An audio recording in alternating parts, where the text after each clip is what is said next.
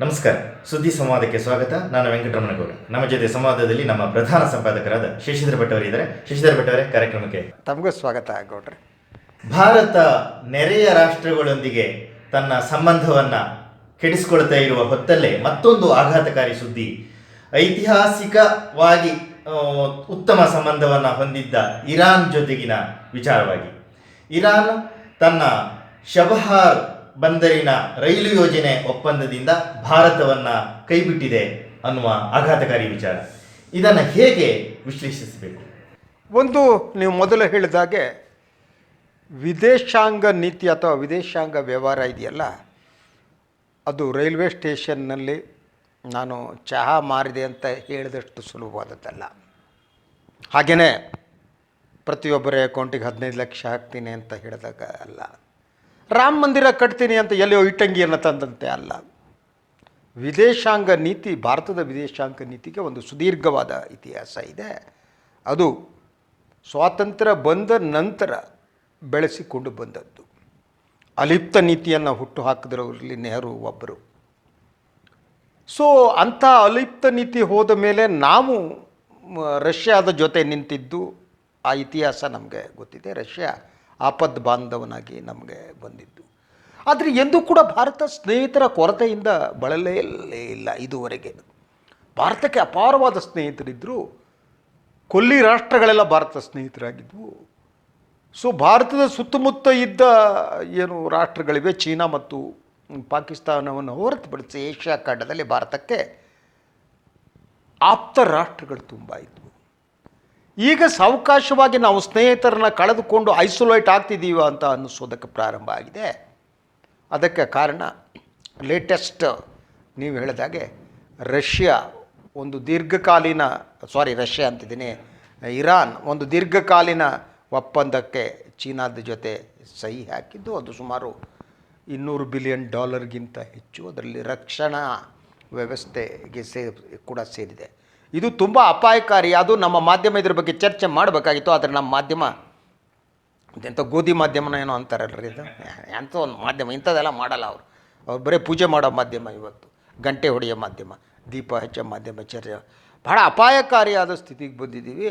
ಮತ್ತು ಏನು ಐತಿಹಾಸಿಕವಾದ ಒಂದು ಸಂಬಂಧ ಏನಿತ್ತು ಇರಾನ್ ಮತ್ತು ಭಾರತದ ಸಂಬಂಧ, ಆ ಗೋಪುರ ಕುಸಿತ ಇದೆಯಾ ಅನ್ನುವ ಸ್ಥಿತಿ ಬಂದಿದೆ. ಅದಕ್ಕೆ ಕಾರಣ ಇರಾನ್ ಸಂಪೂರ್ಣವಾಗಿ ಚೀನಾದ ಜೊತೆ ವಾಲಿದ್ದು ಅನ್ನೋದು. ಇದು ಈ ಯೋಜನೆ ಏನಿತ್ತಲ್ಲ, ಇದು ಅಫ್ಘಾನಿಸ್ತಾನದ ಜೊತೆಗೆ ಕೂಡ ಕನೆಕ್ಟ್ ಆಗುವಂಥದ್ದಾಗಿತ್ತು. ರೈಲು ಯೋಜನೆ ಅಲ್ಲಿನ ಗಣಿ ಸಂಪದ್ಭರಿತ ಪ್ರದೇಶಗಳೊಂದಿಗೆ ಸಂಪರ್ಕವನ್ನು ಕಲ್ಪಿಸುವ ಯೋಜನೆ ಆಗಿತ್ತು. ಈಗ ಒಂದು ಕಡೆ ಅಫ್ಘಾನಿಸ್ತಾನದ ಜೊತೆಗೂ ನಮ್ಮ ಸಂಪರ್ಕ ಹೋದ ಹಾಗೆ ಆಗಬಹುದಾ? ಒಂದು ಭಾಳ ಸ್ಟ್ರಾಟಜಿಕ್ ಆದ್ದು. ಚಬಾರ್ ಬಂದರನ್ನು ಅಭಿವೃದ್ಧಿಪಡಿಸುವ ಒಂದು ತೀರ್ಮಾನವನ್ನು ಏನು ಜಂಟಿಯಾಗಿ ತೆಗೆದುಕೊಳ್ಳೋದು ಭಾಳ ಮಹತ್ವದ್ದು ಮತ್ತು ಅದು ಸ್ಟ್ರಾಟಜಿಕ್ ಆದದ್ದು. ಚಾಬಾರ್ ಬಂದರಿಗೂ ಮತ್ತು ಪಾಕಿಸ್ತಾನದ ಗದ್ವಾರ್ ಬಂದರ ಏನಿದೆ, ಅದಕ್ಕೆ ಅಂತರ ಕೇವಲ 70 ಕಿಲೋಮೀಟ್ರ್ ಮಾತ್ರ, ಭಾಳ ಹತ್ತಿರ ಇದೆ. So China one road one belt ಯೋಜನೆ ಏನು ಸ್ಟಾರ್ಟ್ ಮಾಡ್ತು, ಅದರಲ್ಲಿ ಸಿಪೆಕ್ ಯೋಜನೆಯನ್ನು ಹಾಕ್ಕೊಡ್ತು. ಏನದು ಸಿಪೆಕ್ ಅಂತಂದರೆ ಚೀನಾ ಮತ್ತು ಪಾಕಿಸ್ತಾನದ ಎಕಾನಮಿಕ್ ಕಾರಿಡಾರ್ ಅಂತ. ಅದು ಚೀನಾವನ್ನು ಈ ಗದ್ವಾರ್ ಬಂದರವರೆಗೆ ತಂದು ಅಲ್ಲಿಂದ ಐರೋಪ್ಯ ರಾಷ್ಟ್ರಗಳಿಗೆ, ಕೊಲ್ಲಿ ರಾಷ್ಟ್ರಗಳಿಗೆ ಬಾಗಿಲನ್ನು ತೆರೆಯುತ್ತೆ. ಆ ಯೋಜನೆ ಭಾಳ ಇದೆ. ಸೊ ಅದಕ್ಕೆ ಡೆವಲಪ್ ಮಾಡೋದಕ್ಕೆ ಇಡೀ ಆ ಯೋಜನೆ ಆಗಿದೆ ಅಂದರೆ ಪಾಕಿಸ್ತಾನದ ಭೂಭಾಗ ಇನ್ಕ್ಲೂಡಿಂಗ್ ಪಾಕ್ ಆಕ್ಯುಪೈಡ್ ಕಾಶ್ಮೀರ್ ಏನಿದೆ ಅಲ್ಲೂ ಆ ಲೈನ್ ಬರುತ್ತೆ, ಗಿಲ್ಗಿತ್ ಬಲ್ತಿಸ್ತಾನದಲ್ಲಿ ಬರುತ್ತೆ. ಸೊ ಆ ಮೂಲಕ ಅದು ಗದ್ವಾರ್ ಬಂದರಿಗೆ ಏನು ಬರುತ್ತೆ ಅದ್ರ ಬಗ್ಗೆ ಭಾರತಕ್ಕೆ ಆತಂಕ ನ್ಯಾಚುರಲ್ ಆದ್ದು. ಯಾಕಂದರೆ ಚೀನಾ ನಮ್ಮ ಪಕ್ಕಕ್ಕೆ ಬಂದು ನಿಂತ ಹಾಗೆ. ಯಾಕೆಂದರೆ ಭಾಳದಷ್ಟು ಡಿಫೆನ್ಸ್ ಅನಾಲಿಸ್ಟ್ಗಳು ನಂಬೋದೇನು ಅಂದರೆ ಭಾರತಕ್ಕೆ ಬಹುದೊಡ್ಡ ಅಪಾಯ ಪಾಕಿಸ್ತಾನ ಅಲ್ವೇ ಅಲ್ಲ, ಚೀನಾ ಅನ್ನೋದು. ಆ ಕಾರಣಕ್ಕೆ ಈ ಒಂದು ಚಬಾರ್ ಬಂದರನ್ನು ಅಭಿವೃದ್ಧಿಪಡಿಸುವ ಯೋಜನೆಗೆ ಭಾರತಕ್ಕೆ ಸಹಿ ಹಾಕಿತು. ಸೊ ಈ ಯೋಜನೆಯ ಪ್ರಕಾರ ಭಾರತದ ಇನ್ವೆಸ್ಟ್ ಮಾಡುತ್ತೆ. ಅದಕ್ಕೆ ಭಾರತ ಇನ್ವೆಸ್ಟ್ ಮಾಡಿತು, ಬಂದರಿಗೆ ರೆಡಿ ಆಗಿದೆ. ಸೊ ನೀವು ನಮ್ಮದು ಅಫ್ಘಾನಿಸ್ತಾನದ ಜೊತೆಗೆ ನಮ್ಮದೇನು ವಹಿವಾಟು ವ್ಯಾಪಾರ ಇದೆ, ಅದಕ್ಕೆ ನೀವು ನಮಗೆ ನೆಲದ ದಾರಿ ಇಲ್ಲ, ಪಾಕಿಸ್ತಾನ ದಾರಿ ಕೊಡ್ತಾ ಇಲ್ಲ. ಆವಾಗ ಏನು ಮಾಡಬೇಕು ಅಂದರೆ ಇದು ಬಹುಮುಖ್ಯವಾದ ದಾರಿ ಅಂತ. ಅಂದರೆ ಚಬಾರ್ ಬಂದರಿನಿಂದ ಅಫ್ಘಾನಿಸ್ತಾನವರೆಗೆ ರೈಲು ಹಾಕುವ ಯೋಜನೆ ಇದೆ. ಅಂದರೆ ನೀವು ಬಂದರಿಗೆ ಸಾಮಾನು ತಂದು ಚಬಾರ್ ತಂದರೆ ಅಲ್ಲಿಂದ ನೀವು ರೈಲ್ ಮೂಲಕ ಕಳಿಸ್ಬೋದು ಅನ್ನೋದು. ಸೊ ನದಿ ಮೂಲಕ ಈಗಾಗಲೇ ಭಾರತ ಒಂದು 2-3 ಹಡಗಿನಷ್ಟು ವಸ್ತುಗಳನ್ನು ಕೂಡ ಅಲ್ಲಿ ಕಳಿಸಿದೆ. ಚಬಾರ್ ಬಂದರೆ ಉದ್ಘಾಟನೆ ಆಯಿತು. ಸೊ ಇದಾಗಿದ್ದು. ಇತ್ತೀಚೆಗೆ ಅದು ಬಹಳ ಗುಪ್ತವಾಗಿ ಇರಾನ್ ಮತ್ತು ಚೀನಾ ಮಾತುಕತೆ ನಡೆಸ್ತಾ ಇದ್ದು. ಅದರ ಕೆಲವು ಅಂಶಗಳು ಈಗ ಬಹಿರಂಗಗೊಂಡಿವೆ. ಅದರ ಪ್ರಕಾರ ಈ ರೈಲು ಯೋಜನೆ ಏನಿದೆ, ಚಬಾರ್ ಬಂದರಿನಿಂದ ಅಫ್ಘಾನಿಸ್ತಾನದ ಗಡಿಯವರೆಗಿನ ರೈಲು ಯೋಜನೆಯನ್ನು ಅದನ್ನು ಚೀನಾ ಕೊಡ್ತಾ ಇದೆ ಅನ್ನೋದು. ಕೊಟ್ಟ ತಕ್ಷಣ ಅದಕ್ಕೆ ಏನು ಹೇಳ್ತಾ ಇದೆ ಇರಾನ್ ಅಂತಂದರೆ, ಭಾರತ ಒಪ್ಪಂದದಂತೆ ಹಣ ಕೊಟ್ಟಿಲ್ಲ, ಆ ಕಾರಣಕ್ಕೆ ನಾವು ಮಾಡ್ತೀವಿ. ಆದರೆ ಇನ್ನೂ ಒಂದು ಕ್ಲಾರಿಫಿಕೇಷನ್ ಕೊಟ್ಟಿದ್ದಾರೆ, ಭಾರತದ ಜೊತೆ ಸಂಬಂಧ ಏನು ಹಾಳಾಗಲ್ಲ, ಭಾಳ ಸರಳವಾದ್ದು. ನನಗೆ ದುಃಖ ಆಗೋದು, ಇದು ಕೇವಲ ಸ್ವಾತಂತ್ರ್ಯ ಬಂಧುಮಾಲಿನ ಸಂಬಂಧ ಅಲ್ಲ. ಇರಾನ್ ಮತ್ತು ಭಾರತದ್ದು ಸಂಬಂಧ ಸುದೀರ್ಘವಾದ ಸಂಬಂಧ ಇದೆ. ಈವನ್ನು ಇರಾನ್ನಲ್ಲಿ ಇಸ್ಲಾಮಿಕ್ ಕ್ರಾಂತಿ ಆಗೋದಕ್ಕಿಂತ ಮೊದಲು ಅಲ್ಲೇನು ಶಾ ದೊರೆಗಳಿದ್ದರು, ಆ ಕಾಲದಲ್ಲೂ ಇರಾನ್ ಮತ್ತು ಭಾರತ ಸಂಬಂಧ ಭಾಳ ಅದ್ಭುತವಾದ ಸಂಬಂಧ ಆಗಿತ್ತು. ಬಹುತೇಕ ಇರಾನ್ ವಿದ್ಯಾರ್ಥಿಗಳು ಓದೋದಕ್ಕೆ ಇಂಡಿಯಾಕ್ಕೆ ಬರ್ತಿದ್ರು. ಬೆಂಗಳೂರಿನಲ್ಲಿ ನಾನು ನೋಡಿದಾಗ 80sರಲ್ಲಿ ಇಸ್ಲಾಮಿಕ್ ಕ್ರಾಂತಿ ಆಗೋದಕ್ಕಿಂತ ಮೊದಲು ಬೆಂಗಳೂರು ರಸ್ತೆಗಳಲ್ಲಿ ಇರಾನಿಯನ್ನಿರ್ತಾಯಿದ್ರು. ಆ ರೀತಿಯ ನಮ್ಮ ಸಂಬಂಧ ಇತ್ತು. ಅದಾದ ಮೇಲೂ ಕೂಡ ಅಮೇರಿಕ ಇರಾನ್ಗೆ ಒಂದು ಸ್ಯಾಂಕ್ಷನ್ ವಿಧಿಸುವುದಕ್ಕಿಂತ ಮೊದಲವರೆಗೆ ಇರಾನ್ ಪೆಟ್ರೋಲಿಯಂ ಉತ್ಪನ್ನಗಳನ್ನು ಭಾರತಕ್ಕೆ ರೂಪಾಯಿ ತಗೊಂಡು ಕೊಡ್ತಾ ಇತ್ತು. ಯಾರು ಡಾಲರ್ಸಲ್ಲಿ ತಗೋತಾರೆ. ಭಾರತಕ್ಕೆ ಟ್ರೇಡ್ ಬ್ಯಾಲೆನ್ಸ್ನಲ್ಲಿ ಭಾರತಕ್ಕೆ ಲಾಭ ಆಗ್ತಿತ್ತು. ಭಾರತ ರೂಪಾಯಿ ದುಡ್ಡನ್ನು ನಮ್ಮ ರೂಪಾಯಿಯನ್ನು ಕೊಟ್ಬಿಟ್ಟು ಪೆಟ್ರೋಲ್ ತರಿಸ್ಬೇಕಾಗಿತ್ತು. ಅದಕ್ಕೆ ಸಾಲ ಕೊಡ್ತಿತ್ತು, ಪ್ರತಿಯೊಂದು ಮಾಡ್ತಿತ್ತು. ಸೊ ಇದಕ್ಕೆ ಮಧ್ಯ ಅದರ ತೊಂದರೆ ಉಂಟು ಮಾಡಿದ್ದು ಅಮೇರಿಕ. ಸ್ಯಾಂಕ್ಷನ್ ವಿಧಿಸಿದ ಮೇಲೆ ಕಳೆದ ನವಂಬರ್ ಹೊತ್ತಿಗೆ ನೀವು ಇರಾನ್ ಜೊತೆ ಹೆದರಿದ್ರು. ಪುಕ್ಕಲ್ ನನ್ನ ಮಕ್ಕಳ್ರು. ಇವರಿಗೆ ಇಂದಿರಾ ಗಾಂಧಿಗಿದ್ದಂಥ ಒಂದು ಶಕ್ತಿ ಆಗಲಿ, ಇಂದಿರಾ ಗಾಂಧಿ 71ರಲ್ಲಿ ಬಾಂಗ್ಲಾದೇಶವನ್ನು ಇದು ಮಾಡಬೇಕಾದ್ರೆ ಅಮೇರಿಕನೇ ಹೆದರಿಸ್ತು. ಇಂದಿರಾ ಗಾಂಧಿ ಕ್ಯಾರ್ ಮಾಡಿಲ್ಲ ಆ ವಿಚಾರದಲ್ಲಿ. ಇವರೆಲ್ಲ ಎಷ್ಟೆಷ್ಟೋ ಇಂಚಿನವರು. ಅಮೇರಿಕ ಹೆದರಿಸ್ತು ಅಂದ್ಕೊಬಿಟ್ಟು ಇರಾನ್ ಜೊತೆಗೆ ಅವರ ಪೆಟ್ರೋಲಿಯಂ ಮುತ್ತಗಳನ್ನು ತರಿಸೋದು ಮಾಡಿದ್ರು. ವ್ಯವಹಾರ ಮಾಡೋಕ್ಕೆ ಭಯ. ಅಮೇರಿಕ ದೊಡ್ಡಣ್ಣ ಟ್ರಂಪು ಅಂದ್ಕೊಂಡು ಟ್ರಂಪ್ನಿಗೆ ಎಳ್ನೀರು ಕುಡಿಸ್ಕೊಂಡು ಇವನಿಗೆ ಕುಡಿಸಿದ್ರಲ್ಲ, ಚೀನಾ ಅಧ್ಯಕ್ಷ. ಹಂಗೆ ಇವ್ರು ಎಳ್ನೀರು ಕುಡಿಸ್ಕೊಂಡು ಓಡಾಡಿದ್ರು. ಅದೇ ವಿದೇಶಾಂಗ ನೀತಿ ಅಂದ್ಕೊಂಡು ಶಾಲೆ ಹಾಕ್ಕೊಂಡು ಎಳ್ನೀರು ಕುಡಿಸ್ಬಿಟ್ಟು, ನೀರು ಕುಡಿಸ್ಬಿಟ್ಟು, ಚಾಯ್ ಪೇ ಚರ್ಚಾ, ಕಾಯಿ ಪೇ ಚರ್ಚಾ ಅಂದರು. ಅವ್ರಿಗೆ ಊಟ ಬಡಿಸ್ಕೊಂಡು ಹೋದ್ರು. ನಾವು China is entering into, China ಸಂಪೂರ್ಣವಾಗಿ ಎಂಟರ್ ಆಗ್ತಾ ಇದೆ ಅಲ್ಲಿ. ಸೊ ನಮ್ಮ ಇನ್ನೊಬ್ಬ ಮಿತ್ರರನ್ನು ಕಳೆದುಕೊತಾ ಇದ್ದೀವಿ ನಾವು. ಈಗ ನೋಡಿ, ನೀವು ಸುತ್ತಮುತ್ತಲು ನಮಗೆ ನಾವು ಪಾಕಿಸ್ತಾನ ಐಸೋಲೇಟ್ ಮಾಡೋಕ್ಕೆ ಹೊರಟವರು, ಪಾಕಿಸ್ತಾನ ಮುಗಿಸೋಕೆ ಹೊರಟವರು, ಬಂದ ತಕ್ಷಣ ಪಾಕಿಸ್ತಾನ ಮುಗಿಯಿತು, ಒಂದು ತಲೆಗೆ 10 ತಲೆ ಅಂದರು. ಎಲ್ಲ ಗೋಷ್ಠಿಗಳು, ಸುಳ್ಳುಗಳು, ಭ್ರಮೆಗಳನ್ನ ಸೃಷ್ಟಿ ಮಾಡ್ತಾ ಹೋದರು. ಇವತ್ತು ಯಾವ ಸ್ಥಿತಿಗೆ ನಾವು ಬಂದಿದ್ದೀವಿ ಅಂತ ಅಂದರೆ, ಈ ನೇಪಾಳದಂಥ ರಾಜ ಬಂದೆ ನಮ್ಮ ಪುರಾಣ ಇತಿಹಾಸ ಬದಲಿಸೋಕೆ ಕೊಟ್ಟಿದ್ದಾರೆ. ನೇಪಾಳ ಇಟ್ಟು ದೊಡ್ಡದು. ಎಲ್ಲ ಸುತ್ತಮುತ್ತಲು ನಮ್ಮ ವಿರೋಧಿಗಳನ್ನ ಮಾಡ್ಕೊಬಿಟ್ಟು ನಮ್ಗೆ ಉಳಿದಿರೋ ದಾರಿ ಏನು ಗೊತ್ತಾ? ರಾಮ ಭಜನೆ ಮಾಡೋದು ಕಣ್ರಿ. ನಾವು ರಾಮ್ ಜೈ ಜೈ ರಾಮ್ ಅಂದ್ಕೊಂತ ಕೂತ್ಕೋಬೇಕು, ಬೆಳಗೋಗುತ್ತೆ ಅಷ್ಟೆ. ಈಗಾಗಲೇ ಬಂದಿರುವ ವರದಿಗಳ ಪ್ರಕಾರ ನಮಗೆ ಗೊತ್ತಾಗಿರುವಂಥದ್ದು ಏನಂದ್ರೆ, ಈ ಒಪ್ಪಂದ ಏನಿದೆಯಲ್ಲ ಚೀನಾ ಮತ್ತು ಇರಾನ್ ನಡುವಿನದ್ದು, ಈ ರೈಲು ಯೋಜನೆ ಮಾತ್ರಕ್ಕೆ ಸೀಮಿತವಾಗಿಲ್ಲ. ಇದು ಜಂಟಿಯಾಗಿ ಅವರು ಹಲವಾರು ಬೇರೆ ಬೇರೆ ವಲಯಗಳಲ್ಲಿ ತೊಡಗಿಸ್ಕೊತಾರಂತೆ. ಅಂದ್ರೆ ರಿಸರ್ಚ್ ಅಲ್ಲಿ, ಹಾಗೆ ಸೇನೆಯ ವಿಚಾರದಲ್ಲಿ, ಅದೇ ರೀತಿ ಗುಪ್ತಚರ ವಿಚಾರದಲ್ಲಿ ಜಂಟಿಯಾಗಿ ಅವರು ಕಾರ್ಯಾಚರಣೆಗೆ ಇಳಿತಾರೆ ಅನ್ನೋದು ಒಂದು ಮಾಹಿತಿ. ಇದು ಆದರೆ ಇದು ಎಷ್ಟು ಅಪಾಯಕಾರಿ ಭಾರತದ ಪಾಲಿಗೆ? ಇದು ಭಾಳ ಅಪಾಯ. 2-3 ಕಾರಣಗಳಿದೆ. ಒಂದು, ಪಾಕಿಸ್ತಾನದಲ್ಲಿ ನಡೆಯುವ ಎಲ್ಲ ಚಟುವಟಿಕೆಗಳನ್ನು, ಉಗ್ರಗಾಮಿ ಚಟುವಟಿಕೆಯಿಂದ ಹಿಡಿದು ನಾವು ನಿಯಂತ್ರಿಸೋದು ಪ್ರತಿಯೊಂದಕ್ಕೂ ಕೂಡ ನಾವು ಇರಾನ್ನ ಇಂಟೆಲಿಜೆನ್ಸ್ ವ್ಯವಸ್ಥೆಯನ್ನು ಬಳಸ್ತಾ ಇದ್ವಿ. ಅದರ ಜೊತೆಗೆ ಇರಾನ್ ಗಡಿಯ ಮೂಲಕ ನಾವು ಇರಾನ್ಗೆ ಹೋಗ್ಬಿಟ್ಟೆ ಪಾಕಿಸ್ತಾನದಲ್ಲಿ ಏನಾಗುತ್ತೆ ನೋಡ್ತಾ ಇದ್ವಿ. ಆ ಥರದ ರಿಲೇಷನ್ ಇತ್ತು. ಸೊ ಈ ಕಾರಣದಿಂದಾಗಿ ಚೀನಾ ಎಂಟ್ರಿಯಿಂದಾಗಿ ಪಾಕಿಸ್ತಾನ ಮತ್ತು ಇರಾನ್ ರಿಲೇಷನ್ ಕೂಡ ಸುಧಾರಿಸುವ ಚಾನ್ಸಸ್ ಇದೆ. ಸುಧಾರಿಸಿ ಈಗೇನು ಪಾಕಿಸ್ತಾನ ಚೀನಾ ಜೊತೆಗೆ ಇರಾನೂ ಸೇರ್ತು ಅಂತ ಅಂದರೆ will be in serious threat.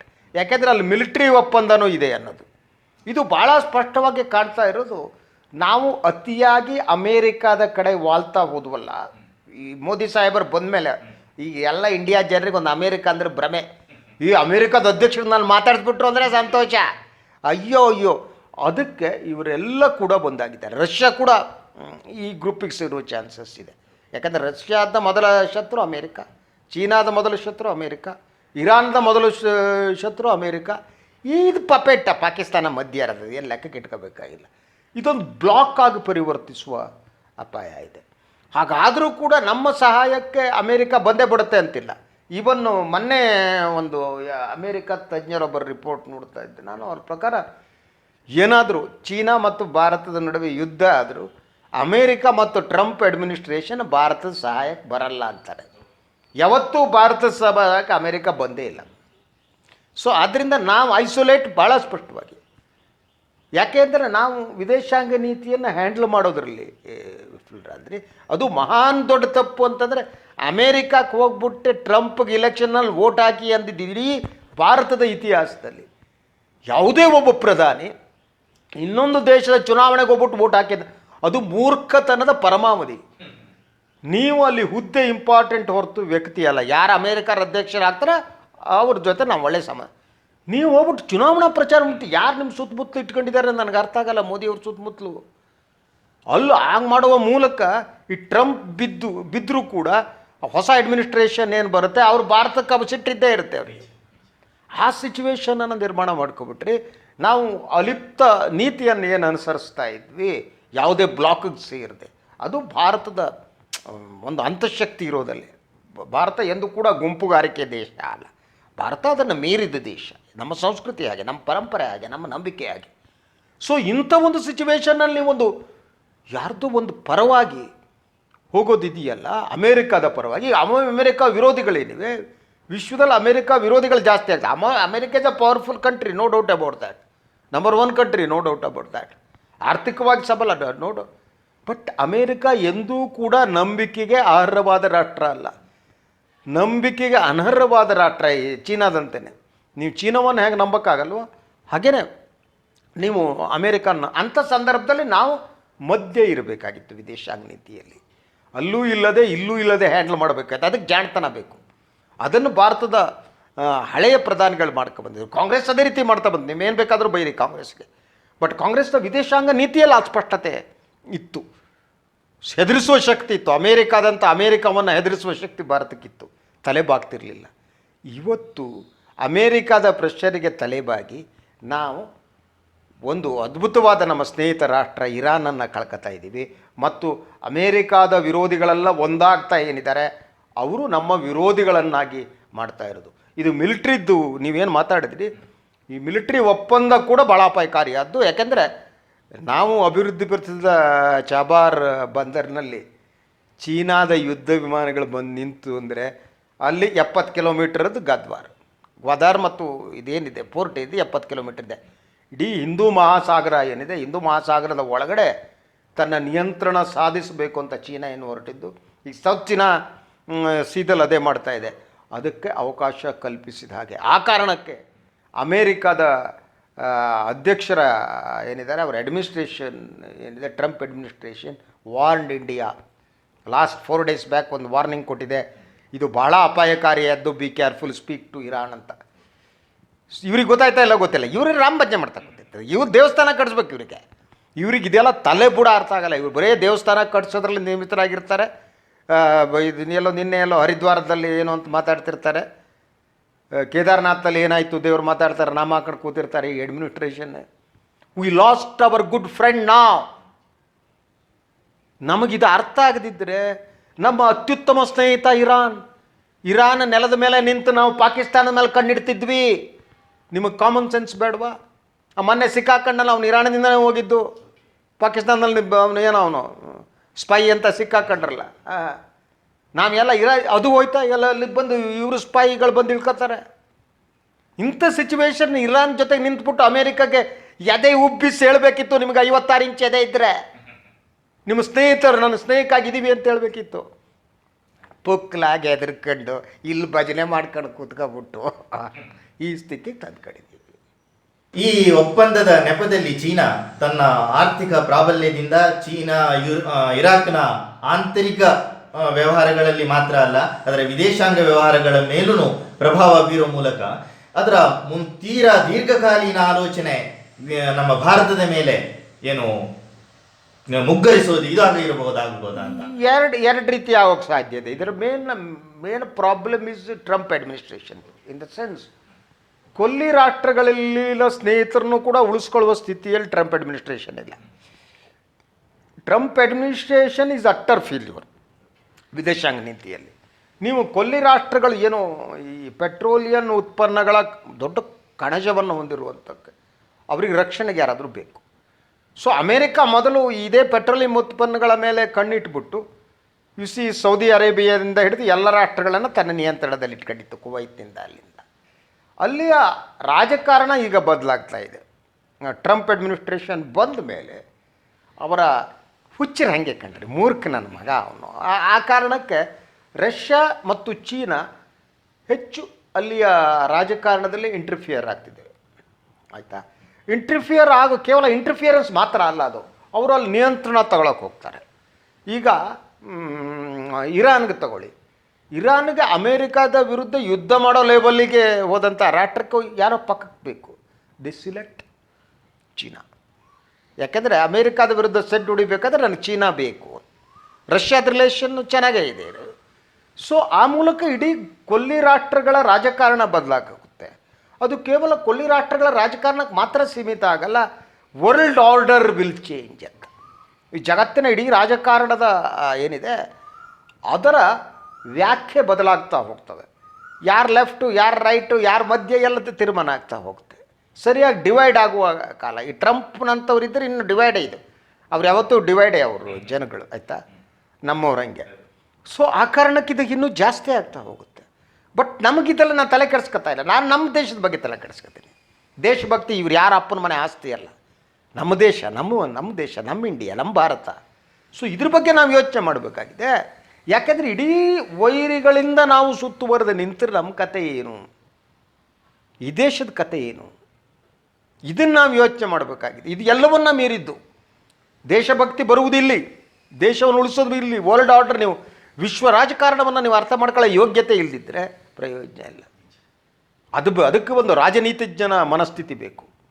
ರಾಜನೀತಿ ಅಂತಾರೆ ಅದಕ್ಕೆ, ರಾಜನೀತಿ. ಅದು ಬರೀ ಚಾಣಕ್ಯ ಅಂತ ಹೆಸರಿಟ್ಕೊಂಡು ಓಡಾಡಿಬಿಟ್ರೆ ಆಗಲ್ಲ ಜಗತ್ತಿನಲ್ಲಿ.